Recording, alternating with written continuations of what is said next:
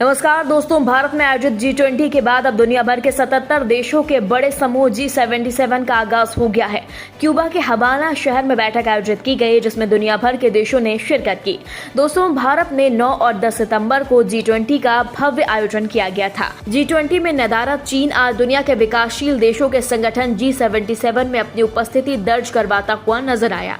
दोस्तों, क्यूबा के हवाना शहर में G77 देशों ने एक बैठक की, जिसमें चीन भी शामिल हुआ और चीन का प्रतिनिधित्व कर रहे ली शी ने कहा, चीन दुनिया का सबसे बड़ा विकासशील देश है, पर हम कितने भी तरक्की कर लें, हमेशा ग्लोबल साउथ के सदस्य रहेंगे और विकासशील देशों का साथ देंगे। दोस्तों, यही नहीं, G77 देशों को अपने उस बेल्ट एंड रोड प्रोजेक्ट का हिस्सा बनने का न्योता भी दिया। चीन ने कहा कि बेल्ट एंड रोड आपको शोहरत और दौलत देगा। दोस्तों, आपको बता दें, भारत और चीन में ग्लोबल साउथ देशों का लीडर बनने की होड़ है। G20 में भारत की अध्यक्षता में अफ्रीकन यूनियन संगठन का मेंबर बनना था। अब चीन भी इस और कदम बढ़ा रहा है। चीन ने भी G77 देशों की मौजूदगी का फायदा उठाया और मौके पर चौका मारा।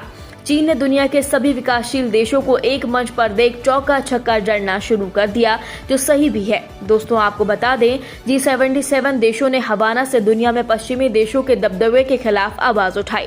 इन देशों की मांगों का संयुक्त राष्ट्र संघ के चीफ एंटोनियो गुटारेस ने भी समर्थन किया।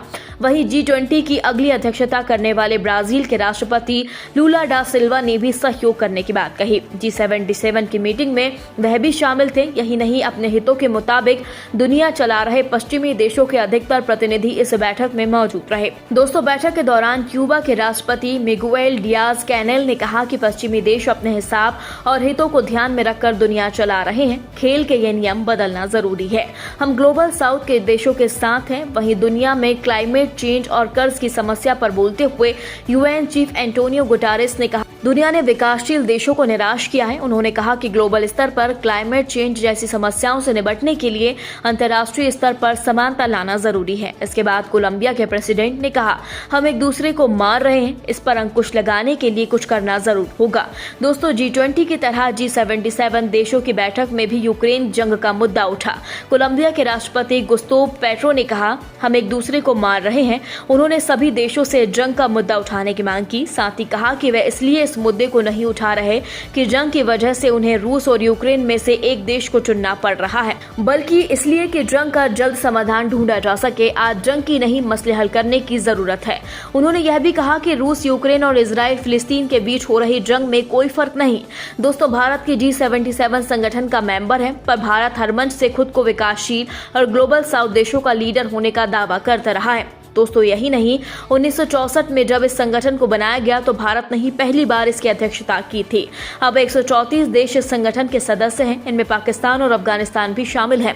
हालांकि क्यूबा में हुई बैठक में भारत से कोई बड़ा लीडर शामिल न हो सका। पहले विदेश मंत्री एस जयशंकर ने कहा था कि वे इस बैठक में शामिल होने के लिए क्यूबा जाएंगे, फिर संसद के स्पेशल सेशन की वजह से उन्हें प्रोग्राम कैंसिल करना पड़ा। पर जो भी हो, भारत का डंका और जलवा यहाँ भी कायम रहा। दोस्तों, इस खबर पर आपकी क्या राय है, कमेंट बॉक्स में हमें जल्दी बताएं।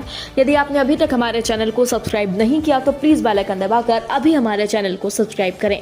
अगली ताजा खबर लेकर हम जल्द आपके बीच हाजिर होंगे। तब तक के लिए नमस्कार, जय हिंद।